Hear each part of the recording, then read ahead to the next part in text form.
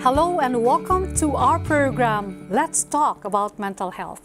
Right now, ladies and gentlemen, there are millions who are suffering from stress, anxiety, depression, and other mental health disorder. Ito po ba ang inyong struggle ngayon? Kung gusto niyo pong makawala sa ganitong sitwasyon, umantabay lang po dito sa episode na ito. We will be talking about anxiety and panic disorder. Ito po uli ang inyong lingkod sa telebisyon, Lalaine Seron Alfanoso, at makakasama po natin, magiging very interactive ang ating diskusyon ngayon. Makakasama natin ang tatlong specialista sa larangan ng psychiatry. I'll be introducing first, syempre, ladies first. Siya po ay nagtapos ng medicine sa UER-MMC, residency and fellowship training sa UP, University of the Philippines, PGH, medical specialist at Department of Health Treatment and Rehabilitation Center. Sa kasalukuyan, dito po siya nagtatrabaho. She is a member of the Philippine Medical Association and fellow ng Philippine Psychiatric Association. Dr. Wilma Anthea Chua. Salamat po sa pag-invite. Again, second time. Yeah, welcome po. Welcome sa ating program.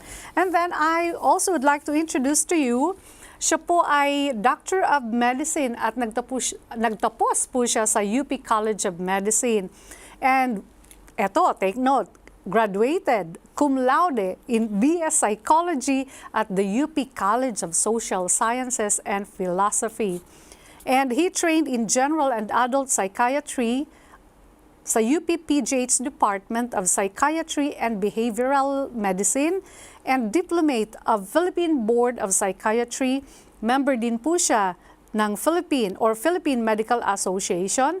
Noong Typhoon Haiyan po, siya ay isa sa mga volunteer psychiatrist. And then clinical fellow siya in consultation and licensed psychiatry. Lecturer din po siya ng World Health Organization sa Mental Health Global Action Plan. Siya po ay isang general adult psychiatrist and clinical associate professor ng UP College of Medicine. Mga kaibigan, kinagagalak na introduce ko sa inyo, Dr. Carlos Silva Castro. Thank you very much for inviting me. Thank you din po. And then, we also would like to introduce to you, siya po ay nagtapos ng medical school sa UER-MMC. And ang kanya pong residency training in psychiatry ay kinuha sa Veterans Memorial Medical Center. Siya po ngayon ay consultant psychiatrist ng Bicol Medical Center in Legazpi City. Siya po, Naga City pala. Siya po ay fellow ng Philippine Psychiatric Association, fellow ng Philippine College of Psychopharmacology, diplomate ng Specialty Board of Philippine Psychiatry, and at present, siya po ay lecturer and facilitator ng World Health Organization Mental Health Global Action Plan Program. And siya po ay isa rin sa aming mentor sa Southern Asia Pacific Division Mental Health Association. Okay, ladies and gentlemen, I'd like to introduce to you Dr. Orville Jespan. Thank you for inviting us Ayun. again. Welcome po. Ito po Ganda magkakaibigan, nagkatagpo-tagpo lang siguro kayo dahilan sa inyong advocacy. So, si Dr. Castro sa UP College of Health. Ay, pareho kayo, no? Batchmate ko siya Sa residency. Batchmate ko sa med school. Sa med school. At pinagtagpo kayo ngayon ng tadhana because of our advocacy. Ngayon po, pag-uusapan natin ang tungkol sa anxiety and panic disorder. So, himay-himayin muna natin ano po kaya ang gustong sabihin ng anxiety. May Tagalog term ba ng anxiety? So yung anxiety, yung isa sa mga pinaka-common na sinasabi na nervyos. Ito yung nervyos na sinasabi ng maraming tao na nararamdaman nila. So very important yung delineate natin, masabi natin kung kailan ito nagiging problema na at kung kailan ito yung normal lang na nervyos or anxiety. Okay. Basta ngayon yung anxiety, nervyos. Siya yung nervyos. Nervyos. Ano naman yung, anong pagkakaiba ng nervyos sa takot, sa fear? Yung fear, ang kinakatakutan mo is something na you can identify. So, alam mo kung ano yun. Usually external. Whereas yung anxiety, yung nervyos, yung yung kinakakaba mo, medyo hindi mo ma-pinpoint kung ano exactly. So, vague yung threat. Tapos, usually internal siya. Ang anxiety, meron talaga specific na ano? Yung Hindi mo alam. Oo. Oo. yung fear o yung takot, yun yung may specific, no? Kunyari may takot ka sa aso, no? Ayun, So, alam mo, may fear Yun yung ka, fear or mo. sa leon, no? Takot ka sa leon. Pero pagka anxious ka, medyo mas general yung pakiramdam na hindi ka mapakali, hindi ka mapalagay, no? At hindi mo masabi specifically kung bakit nga ba ganun yung nararamdaman mo. Ang fear at phobia ba ay pareho? Okay. Yung phobia ay excessive. Yes. Okay, oo. Okay. Tapos, specific. Pwedeng hayop, pwedeng bagay, pwedeng sitwasyon, pwedeng tao. It can be any of those, no? Yung sa anxiety, if I may add, no, sobra din yung pagkabahala. No? Excessive worry na hindi nila ma-identify kung ano ba yung kinakabahala nila, no? So they feel edgy, parang parating pakiramdam nila may mangyayaring kakaiba, masama. Oo. So, naapektuhan yung ibang aspeto ng buhay nila, yung functionality, so to speak. Okay. Aside from yung banggit nilang mga terms, yung nervyos o kaya yung labis na pagkabahala, isa sa mga madalas na ginagamit din na terms ng mga pasyente namin is yung labis na pag-iisip. Ayun, oo. So, ito po ba ay pwedeng magsimula muna sa phobia and then sa takot, or magsisimula talaga sa anxiety, then fear, then later on phobia? O pwede po bang Interdependent sila. Interdependent sila. Okay. So, yung isang pasyente, sasabihin anxiety, pagkatapos yung isa naman ay more on phobia. Meron po bang may stage ba from anxiety to phobia? Wala naman. Wala naman po. Okay, wala naman. So, i-follow up ko pala yung sinabi ni Dr. Castro kanina. Paano nagiging disorder ang anxiety? So, very important na ma-delineate, no, kung ano yung nervyos na ordinaryong nervyos lang doon sa anxiety disorder, no. Sa amin sa psychiatry, nagiging disorder isang normal na phenomenon. Kasi normal lang naman sa atin na magkaroon ng nervyos, no. Nagiging disorder siya pagka nakaka-apekto na ito doon sa pang-araw-araw mo na gawain. Dahil sa sobrang ninenervyos ka, kinakabahan ka, hindi ka na makapasok. Yun ka. No? Kunyari, estudyante ka, hindi ka na makapasok sa school, o kaya papasok ka pero sobra kang distress doon sa pagpasok mo sa school. Kunyari, ikaw ay nagtatrabaho sa opisina, hindi ka na makabangon sa umaga dahil sobrang kinakabahan ka na baka may mangyaring masama. No? Kaya hindi ka na makapasok sa school. So, isa sa mga red flags, no, na disorder na ito ay yung function. Kung hindi ka na makagawa. Kung hindi na makagawa, yung normal routine. Sa pang-araw-araw. No? Okay. Yes, Doc Pandes. Okay, gaya din nung sabi ni Dr. Castro, no, as long as yung kapag ang functionality mo ay affected na nung anxiety symptoms, kasi madami pa po yan. Basta pag sinabi yung functionality, yung dating ginagawa, hindi na magawa. Or yung pakikipaghalubilo mo, halimbawa sa ibang tao, yung paano mo gagampanan yung mga activities mo, yung mga responsibilidad mo sa trabaho, sa paaralan, kung estudyante ka pa, kapag nahihirapan ka ng gampanan yun lahat, then it becomes a disorder. That's a time na maaring kailangan mo ng humingi ng tulong or magpagamot. Okay. Now, paano natin ma-differentiate, no? Kasi sabi nga sa mga libro ng psychiatry, Iba-ibang meron daw klase. GAD, Yung mga iba't ibang panic klase. disorder, specific phobia, and social phobia. No, pag-usapan po natin yan at himay-himayin. So, let's start with GAD. Okay. Yung mga nabanggit nyo po, yun yung mga iba't ibang klase ng anxiety disorder. So, yung anxiety disorder, siya yung parang mother category, parang ganun. And then under nun, Nasa may umbrella. mga iba't iba pang mga karamdaman under anxiety. So, yung mga nabanggit nyo yun. So, lahat sila dahil nagbibilong sila sa anxiety disorder, lahat sila would present with anxiety. So, isa sa mga simptomas yun. So, yung pinakakaiba-iba nila is yung ano yung manifestation at saka ano yung nagkukos ng anxiety nila. Yung GAD is short for Generalized Anxiety Disorder. Okay, oo. So, kadalasan, so yun, nag-aalala sila, merong labis na pag-iisip, ano yung iniisip nila or inaalala nila, yung mga bagay na usually naman talaga ay inaalala natin. So, maaring something to do with finances, mga gastusin sa bahay, budget, relationships, or yung iba pang mga gawain, grades sa school, trabaho, sa work. So, yun po. However, nagiging problematic siya or nagiging disorder dahil yung pag-iisip nila excessive. So, sobra-sobrang pag-iisip. To the point na naapektuhan na yung katawan nila, may mga nararamdaman na sila, so parating tensyonado, may mga pagkakataon na parang nagbablanko na yung utak nila, nahihirapan na silang mag-concentrate, yun. And then, yun, naapektuhan na yung iba't ibang aspeto ng pamumuhay nila. So, katulad na nabanggit ni Dr. Pandis kanina, naapektuhan na yung performance nila sa work or sa school or kung ano man yung pinagkakaabalahan nila. Okay. So, yun yung generalized anxiety disorder. So, yun yung mother. Yun yung mother na sinasabi mo, GAD. Yung anxiety disorder. Anxiety disorder yun. No? Yung GAD, isang klase siya. Isa sa mga madalas na ma-encounter namin sa clinic. And for it to be considered as yung para mag-fit siya doon sa criteria, kasi meron kaming, again, parang Biblia na pina-follow, may duration po kami na pina-follow. It should last at least 6 months, no?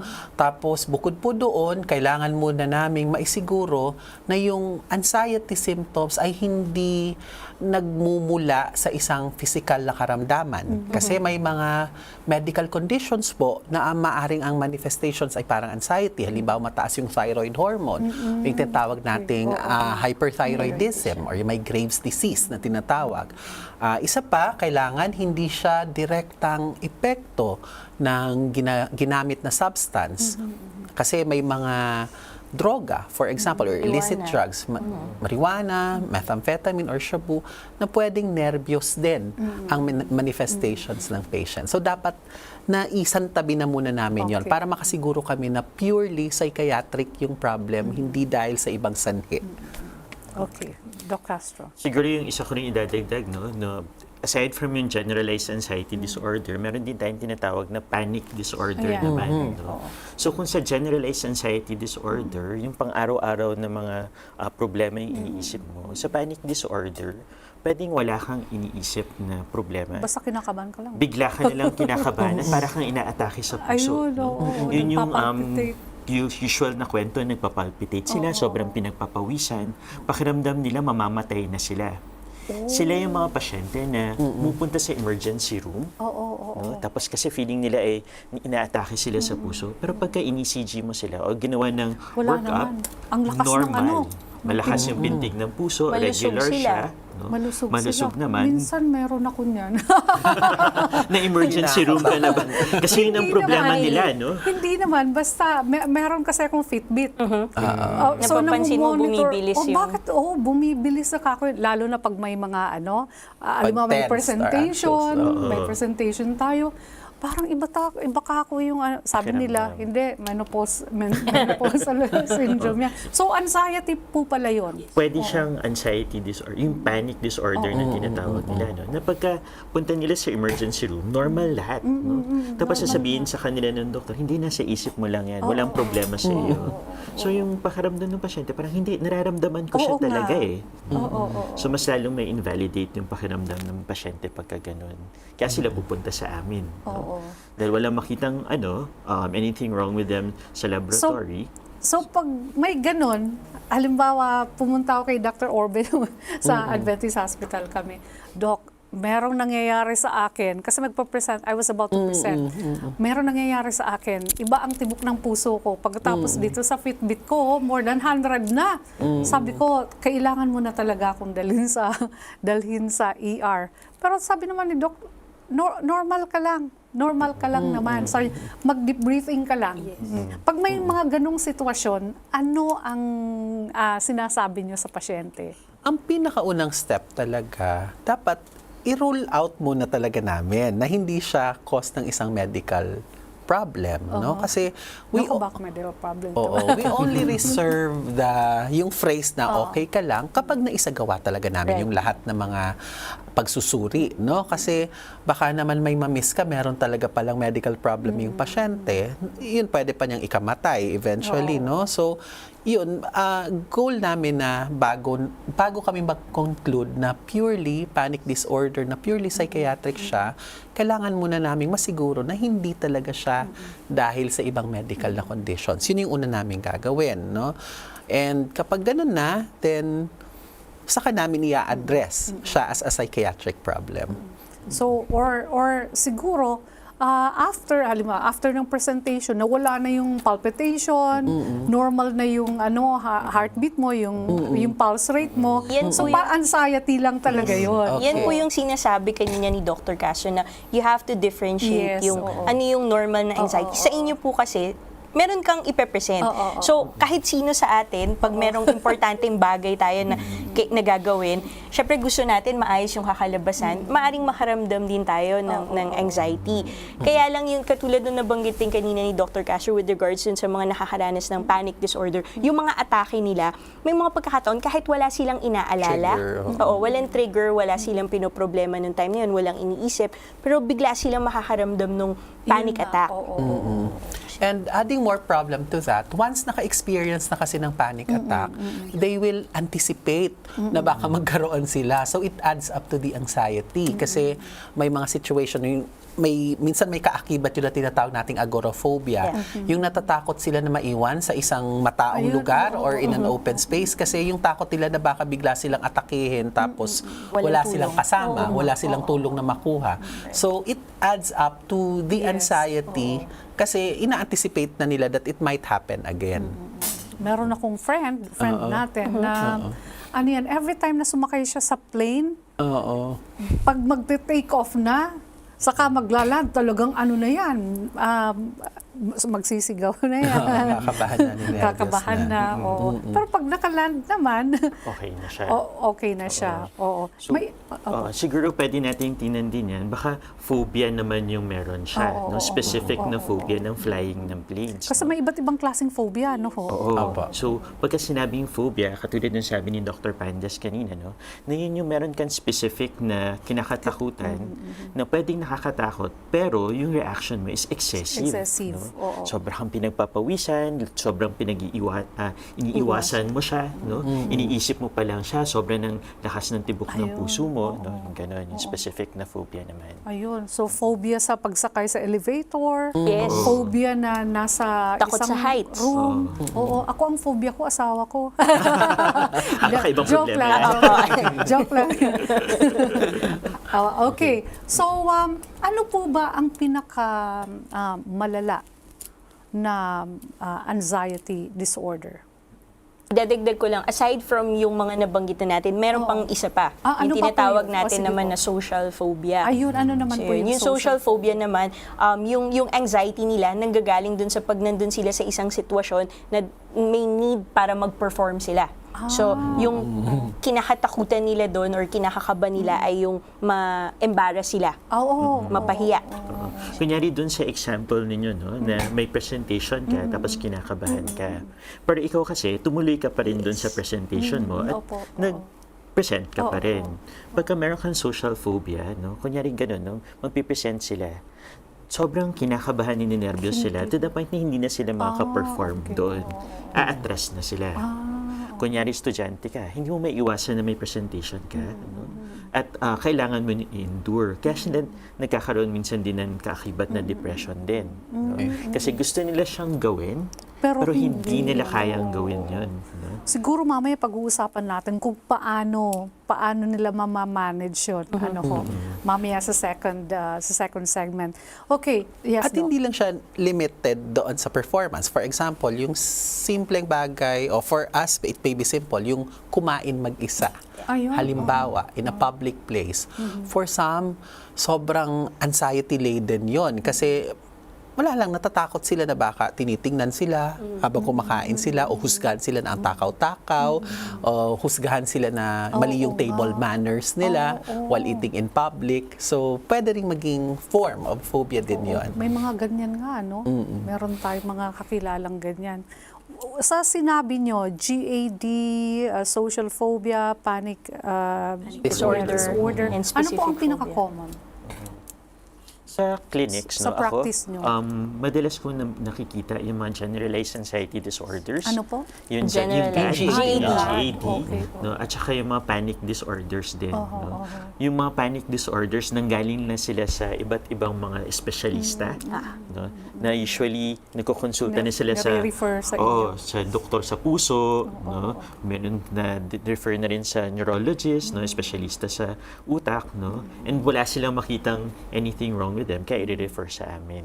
And kadalasan din, meron na sa history nila marami silang beses nang nakabalik sa ER. Paulit-ulit. Tapos, lahat ng mga laboratories na napagawa, normal yung results. Okay. Yes, Okay. Doc. Yun din. Ganun I think so. talaga. Or ganun may talaga. panic attacks na kaakibat ng ibang psychiatric disorders. Pwede. Kasi ang panic attack is not a diagnosis eh. Yung panic disorder. Ang diagnosis. Pero pwede kasing panic attack as parang flavor lang siya ng ibang psychiatric conditions na hindi anxiety. So, for example, minsan meron mga patients na diagnosed with schizophrenia.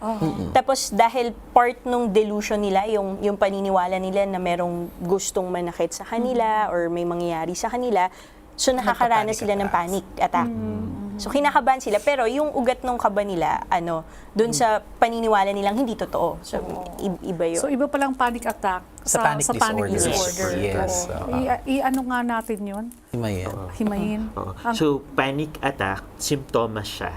sa no? panic disorder. Simptomas siya ng panic kahit disorder or anong- kahit na anong mental health na concern. Pwedeng doon nga sa schizophrenia, no? Pwede rin sa may depression, nagpa-panic attacks din sila. No? So, kung gusto mo sabihin na exclusively na disorder siya, panic disorder. Ayun, oo. Yun na ang pinakamalala. Alin po, ay yes, Doc. Usually, mga 1 month, titingnan namin. Kasi may iba, makakaranas ng panic attack, pero like isang beses lang ng isang buong taon. Hindi natin yun madadiagnose as panic disorder. According dun sa sinusunod namin na guide, in a month's time, you have to have several of those panic attacks for us to be able to diagnose you with panic disorder. Gaya ng schizophrenia, sabi nyo, makukuha yun from one generation to another or pwedeng Genetic predisposition. Genetic predisposition. Ito po bang anxiety, ganun din? So, ano siya, as with most psychiatric na disorders, malaki din yung genetic na contribution to development ng anxiety disorders. So, kung meron kang mga kamag-anak na nerbyoso, Oo, ganun din. pwedeng magkaroon ka rin Kaya doon. pala, No? Pero ang contention naman nila doon kasi baka naman hindi lang sa genetics, pero kasi dahil sa lumaki ka na nakikita sila nakikita mo. na ganun ang reaction nila parati, no? Na nerbyoso sa lahat ng mga bagay, ikaw rin. Oo, No? constantly holding. Yun yung tinatawag na mirroring, na may Yes, mirror mo oo. yung nakikita mo behavior yung sa- reaction nila sa isang situation. Halimbawa, yung nanay mo, halimbawa, nadapa ka lang, pero kung makasigaw siya, wagas. Parang akala mo, katapusan na ng mundo. nagpanic na, oo. So, yun din yung matututunan mo na behavior kung Paglaki mo. nakaka-encounter ka ng mga mga ganong situation. So, importante pala na ang mga parents dapat ma-identify na nila na ganun sila. So, Yes. kailangan na... So they can address yung behavior. Yes, nila. oo. Right. oo. Para mag-develop ng healthier na coping, Oo. healthier na reactions din yung children. Because children will always look up to their parents. Doon sila yung unang natututo, to the Yes, caregivers, no? Ayun. Kung paano sila mag-react and mag-cope sa certain situations. din. Ayun. So, importante yung support ng family. We will be talking more about that, mga doctor. Hold your horses. Sa second segment ng ating episode. But for the meantime, we'll have the station break. Magbabalik po kami.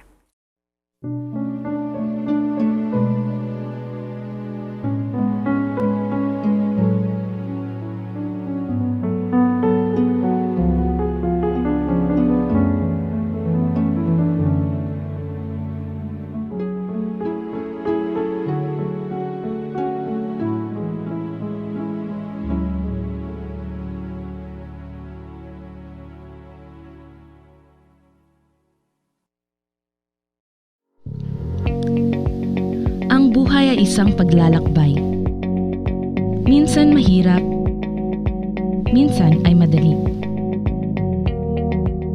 Subalit ang taong lumalakad sang-ayon sa mabuting payo at ang kaniyang ligaya ay sa Panginoon, ay siyang tulad ng isang kahoy sa tabi ng tubig na nagbubunga ng masagana.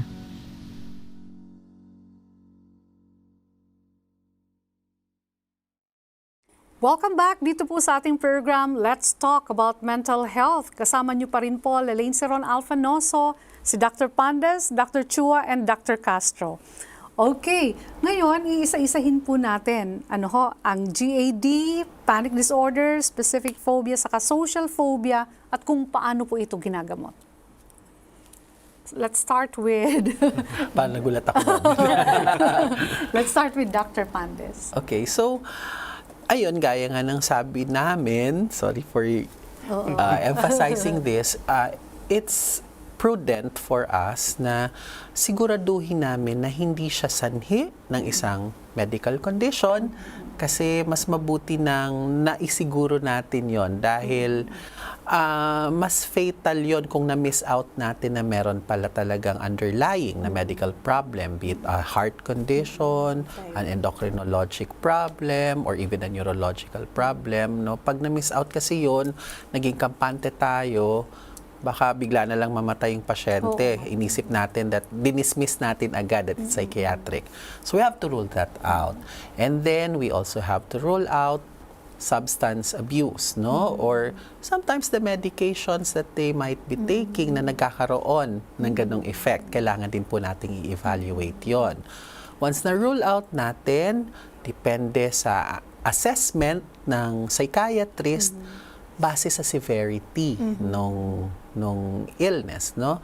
For example, if it's a mild form or if it's under the mild category, some patients kasi are hesitant to take medications. Gusto nila halimbawa psychotherapy, therapy lang, no?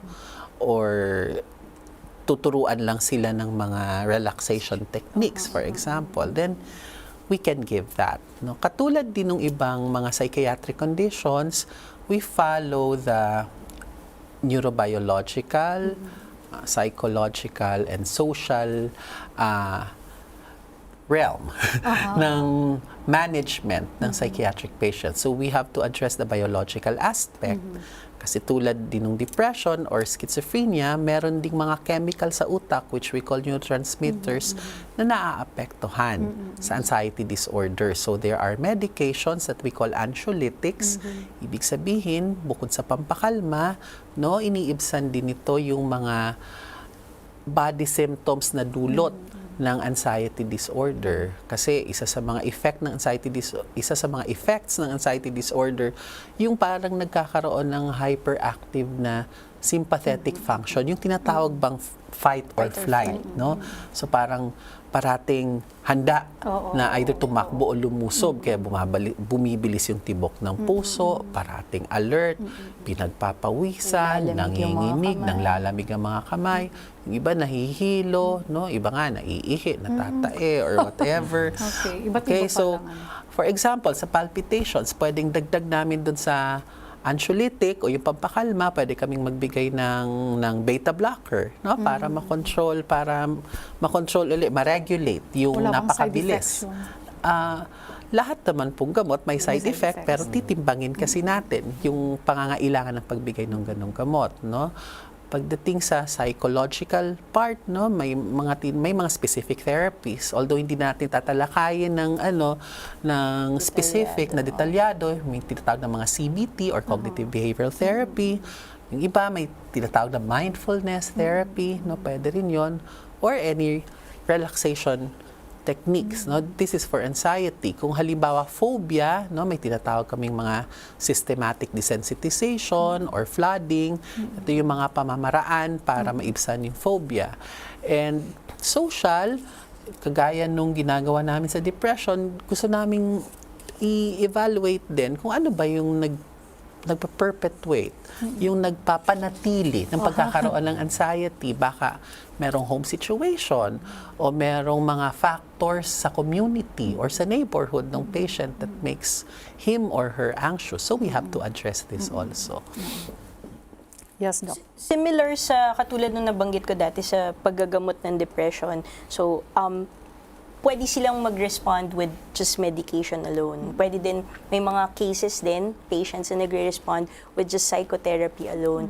However, yun, best results, according to a lot of different studies pa rin, best results achieved kung combination. So, as much as possible, yun yung binibigay natin sa mga pasyente. However, yun nga, maraming gamot na available na pwedeng i-gamitin, marami ding different types of psychotherapy. So, case-to-case basis, maaring sa pareho kayo ng diagnosis, pareho kayo ng karamdaman, pero maaring iba yung gamot na ire-reseta sa inyo or iba yung type ng psychotherapy na kakailangan ninyo. Okay. Doc? And very, very important din yung ma-differentiate din yung mga diagnosis. For example, kung generalized anxiety disorder, nade-diagnose namin to pagka tinitingnan namin yung triggers. No? Kung meron ba siyang, yung trigger lang ba niya, yung everyday na concerns lang yung nagkakause ng anxiety niya. Nagiging panic disorder siya kung minsan walang specific na trigger, tapos yung anxiety levels na sobrang taas to the point na parang inaatake siya sa puso. Kasi ganun yung anxiety sa panic disorder versus sa generalized anxiety disorder, mga sumasakit na yung bato, parang uncomfortable, parang always keyed up yung ano nila, parang hindi ganun yung anxiety niya. Pero sa panic, sobrang taas na anxiety to the point na pupunta sila sa emergency room. So yun yung pag-differentiate dun sa pangalawa. Dun sa social phobia naman, usually yun, magpo-perform sila, a certain situation na magpo-perform sila, or hindi nila kailangan mag-perform, pero may fear na ma-judge sila. Ayun. No? Huhusgahan sila ng mga tao sa paligid. No? Na yun yung nagiging takot nila. So yun yung social phobia naman na tinatawag versus yung specific phobia naman. No? Very yung specific phobia, yung desensitization, dun lang siya ginagamit. Sa iba, hindi naman siya masyadong ginagamit yung desensitization or kaya yung flooding. No? Yung desensitization, yung sasanayin ka niya, paunti-unti, dun sa kinakatakutan mo na object. No? For example, may fear ka ng injection. So, sa desensitization, ang gagawin sa'yo ng psychologist is siguro, ipapa-imagine niya muna sa'yo yung yung injection, tapos ipapamonitor niya yung pakiramdam mo, tapos ipapa-relax ka niya. Tapos kung kaya mo na yun, papakita na niya actual picture. No? So very stepwise siya, no? Dahan-dahan. No? Na desensitize ka dun sa specific na object.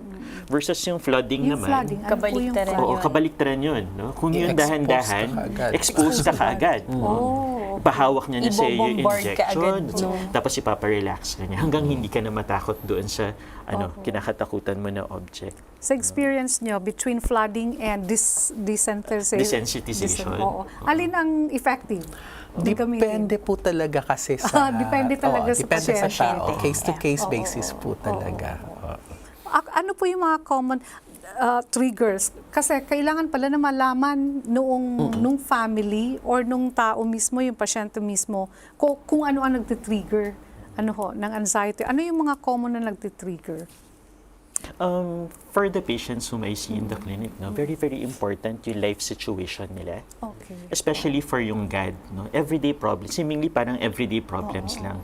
Pero when you look at deeper, dun sa current na situation nila, meron silang mga issues na kailangang harapin. Yung pinaka-root, Oo. Na nakukuha namin yun sa pakikipag-usap sa kanila. No? By hearing their life story. Na pwede itong issue na pinagkaiwas-iwasan na nila. No? Pero kasi darating talaga sila doon sa stage na parang kailangan na nilang i-resolve yun. No? Na yun yung nagkakos ng anxiety. Kaya sila, yung may tinatawag tayo na parang signal anxiety. So ibig sabihin, may ninenervyos sila, hindi nila alam yun kung bakit, na kailangan mong i-uncover sa kanila kung ano yung certain issue na kailangan nilang i-resolve. No? So very important na tingnan yung life situation nila. Kaya pala, napaka-importante na malaman talaga yung history, ano? Kaya pala ang mga psychiatrist at psychologist, kayo ang sinasabing mga pakialamero. Kinakalkal niyo Akala ko yung mga chismosa. mga chismosa. Pero very vital yun sa work ninyo na malaman yung history ng patient. Kasi yung pinag-uugatan, maaring ang pinagmulan, mga early trauma Yes, or early events in life mula sa pagkabata. Or, ayun, even from the womb, no? Yung emotional state ng mother, ng pinagbubuntis. Saan po? Yes, Doc. Not just yung, aside from yung mga, early trauma or yung situation, kailangan din, mahabang usapan din siya because we'd also like to get to know yung personality ng tao. Hindi lang na yun. isang session. Yeah. Paano siya humarap sa problema? Kasi maaari naman na maraming mga problema or may mga situation na difficult, pero hindi lahat nakakaranas or nagkakaroon ng ganong karamdaman. So, titingnan din namin, baka meron din something dun sa personality ng tao or sa paraan niya ng pag-iisip at pagharap sa problema, kaya nagkaroon siya ng ganong karamdaman.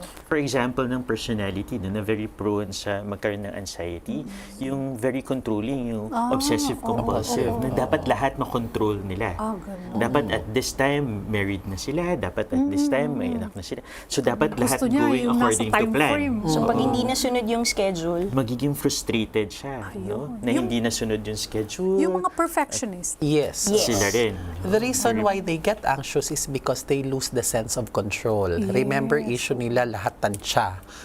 Ganitong age, may 1 million na ako, ganito, dapat ganyan na na-achieve ko. So, ang problema kasi sa kanila, they expect na yung outcome commensurate doon sa effort na gagawin nila. Pero di ba ang buhay ay hindi naman talaga ganyan, no? Kahit kung ano pagpupunyagi mo, kung hindi talaga minsan para sa'yo because it's not God's will or it's not providential, it doesn't happen. So, nagiging issue yon sa may mga ganong personality traits. That's when they become frustrated or when they sense that it's not in control anymore, within my control anymore. That's when they become anxious. Okay. Saan po common itong mga disorder na ito? Lalaki or babae? mas mataas yung prevalence niya sa mga kababaihan. So I think if we were to place it sa in terms of ratio, 3:1. So 3 sa female, Na babae. 1. So Bakit? 3 females for every 1 male. Akala ko ang mga babae marunong mag-manage, mas magaling tayo mag-manage. Then mas marami tayong mga protective factors na ilalabas natin, na i-air out natin, na vent out natin yung ating mga hindi pala. Ang mga babae pala mas marami kasi siguro mas maraming wino-worried responsibilities. Yes, Doc. Ano kayang reason? Pwede mo rin isipin kasi na baka nangyayari din sa lalaki pero hindi sila nagsisik ng help. No? Ang babae is mas Kasi stigma, open na to seek help, especially for emotional concerns. Whereas yung culture kasi, no, it may have something to do with the culture. Kung kunyari ang lalaki ay dapat strong. Macho. Dapat kakayanin niya. No? So pwedeng yun din yun. Kaya pwedeng skewed yung ating nakukuha na mga epidemiology. Kasi ang nagpatingin lang, karamihan babae. Kaya mataas yung... Kaya marami sa mga babae ang may anxiety, no? Saka panic and phobia, pero maraming mga lalaki ang schizo. Ganun po ba? Sa schizophrenia, equal lang naman. Yung male equal and lang. female. Kaso mas maaga lang siyang nagmamanifest Yung sa onset lalaki. sa lalaki. Sa depression, mas madami din sa kababaihan. Sa kababaihan din. Oo. Ayun, so napakarami palang nito, no? Mga babae, nako. So, siguro po mas magandang i-share nyo na sa amin yung mga preventive measures. Paano ba natin mahadlangan na magkaroon ng anxiety, disorder, panic attack, phobia? Yes, Doc. I guess before we go to that, kung ano yung kailangan natin ding i-watch out na pwedeng maging potential psychiatric problems, kasi prone din po ang may mga anxiety disorder sa pagkakaroon ng substance abuse, lalo na alcoholism kasi initially may calming effect, papakalma na effect yung alcohol. Or yung iba halimbawa may social phobia, so bago sila mag-perform, umiinom muna sila para nawawala yung inhibition, di ba? So mas madali sa kanilang humarap sa public. Since habit forming, nagfo-form din kasi ng habituation o yung nakaka-addict, so to speak, yung alcohol or any substances. So, nagpatong-patong na yung problema. So, what would have started initially as an anxiety disorder ay naging substance abuse disorder na. Then later on, kung yung substance ay maaaring mag-cause ng psychosis, naging psychotic na. So, kung una mong titingnan, i-evaluate yung patient, tapos hindi ka nag-explore, hindi mo kinalkal, so to speak, kung ano talaga yung problem, i-dismiss mo agad na psychotic disorder lang siya. Na yun pala, kung ano yung pinagmulan, anxiety disorder pala. Okay. Then, Yun, in that case, dalawa yung kailangan mong i-address na problems. Yung substance use disorder and then yung nag-cause ng substance use disorder, or at least yung nag-motivate dun sa pasyente to cope using substances. And katulad ng nabanggit ko last time sa depression, may mga pasyente nakakaranas ng anxiety na nagsi-self-medicate sila using yun, maaring alak, ano pa ba, sigarilyo, or sometimes even yung mga ipinagbabawal na gamot. Example, yung cannabis, yung marijuana. Kasi ang initial effect niya is relaxation. So, nakaka-relieve ng anxiety nila. So, nagkakaroon ng positive reinforcement. So, ang tendency, sa susunod, gagamitin nila kasi alam nila na nawawala yung nervyos ko dito. So, gagamitin niya ulit yun. Okay. Now, going back to yung sabi ko mga preventive measures kasi we're running out of time. Okay. Si Doc kasi. Siguro ako, very, very important kasi sa akin yung early childhood na experiences din. No? Kasi that will mold of what kind of personality you will have. So yung very important yung role ng mga caregivers. No? Na yung home environment should be warm enough. No? Hindi masyadong sobrang high na yung mga expectations ay unrealistic na. Hypercritical parents, no? Na masyadong mataas yung expectations sa bata. Na pagka hindi ma-meet ang... Dean's Lister ka. Gusto ko first honor parati. Tapos gusto ko alas 7, bihis ka na. So, kung very hypercritical, mataas masyado expectations ng mga magulang sa bata, yung bata will grow up to be very anxious. No? Kasi very pressured siya to perform. No? Kasi baka pagka hindi siya makaperform, hindi na siya mahal ng magulang niya. So, madadala niya yun sa paglaki niya. So sa akin, yung isa sa mga preventive measures that you can do is provide a warm and supportive na environment sa bahay, no, for the children to go. In addition, siguro, lifestyle, healthy lifestyle. So eat yung proper food, have a balanced diet, exercise kasi magkakaroon ka ng ma-channel mo to a worthwhile activity yung pent up na energy mo. So instead of nandiyan lang yan, may mapapaglabasan ka na maayos. So pwede yun makadagdag. So exercise, yes. And once diagnosed ka na halimbawa, iwasan mo na rin yung mga pagkain or substances that all the more would make you hyper-alert or would make you more anxious. For example, Like caffeine. what? Okay. So, hindi lang sa coffee, limited yung caffeine. Pwede sa sodas, pwede sa chocolates, pwede sa tea. No, hindi lahat kasi ng tea decaffeinated. In fact, even yung mga decaf na tinatawag, may 40% caffeine pa rin yun. So, yung mga energy drinks din. So, iwasan din po yun. Kasi lalo na kung panic disorder yung problem mo, na ang mga manifestation nun ay parang yung tinatawag naming autonomic symptoms. Yung fight or flight na nabanggit ko kanina, maire-reproduce nung ititake mong caffeine or other substances yung ganong symptoms. So, baliwala din yung gamutan kasi kokontrahin nung tinitake mong caffeine or ganong food. Okay. Yung having a positive outlook in life, nakakatulong po ba yun? Nakakatulong din yun. For as long as you balance yung positivity mo with also realistic expectations. Dapat mag-start yun sa sa family. Sa childhood pa lang siya. Sa family. Tapos, especially din, no, when you feel these symptoms, for example, you're going to take an exam, tapos kinakabahan ka, ninenervyos ka. Kasi yung iba, mas lalo sila natatakot pagka nagpapalpitate sila. Then, iniisip nila baka mamamatay sila, or something. Yung change din ng attitude towards it. na nagpapalpitate ka because nagmahanda yung katawan mo to face a challenge. Yes, That can make a difference din kasi in your response. Now, you're sweating, ang interpretation mo din, ay hindi, kasi naghahanda ako mag-exam ako kasi I will perform well doon sa exam. Parang mindset, no? Oo. So, ibahin mo na, imbis na negative yung iniisip mo, na aatakihin ako sa puso, yung iniisipin mo na, ay hindi, paghahanda ko ito to face a challenge. Temporary lang to. Oo. At kailangan ko ito para i-face yung challenge and I will overcome this challenge, no? That will somehow also make a difference, no? Dun sa anxiety. It becomes a healthier kind of anxiety. Because remember, kailangan natin ng certain anxieties din to perform. To make us perform. Ayaw din natin na sobrang relax ka na. Hindi ka na complacent ka na. Ayaw natin yun. Gusto natin na may certain degree of healthier anxiety so that you can perform well. No? And when you perform well din, when you perform well, it also adds up to your self-esteem. Yes.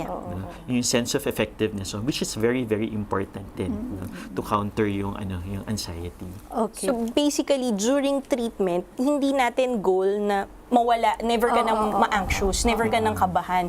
So medyo imposible yun. Kasi talagang normal human na feeling yun. Kung paano lang ma-manage. Yes. Yun ang gusto To natin. control. To increase yung capacity ng tao to tolerate anxiety and to be able to examine himself and to interpret things in a healthier way. So, ang binibigay nyo yung coping mechanisms nila, mas Yes. strengthen. And in the process, hindi lang yung patient ang i-involve sa therapy. Sometimes you have to involve the significant other, the family members, especially kagaya ng example ni Dr. Castro. For example, ang talagang precipitating, perpetuating factor niya ay yung overbearing na nanay. No, if possible, kung halimbawa ma-convince yung parents, then we involve them also in the program, in the therapy. Sometimes we need to conduct family therapy. Okay, to make them understand. Siyempre, it doesn't happen overnight. It's going to be a tedious process kasi in denial, minsan nagagalit yung nanay na parang feeling niya sa kanya sinisisi lahat. And it really takes a while for them to have an insight na contributory sila doon sa problem ng patient nila. May mga programs po ba ang government or kayo, may mga advocacies ba kayo on mental health, Doc?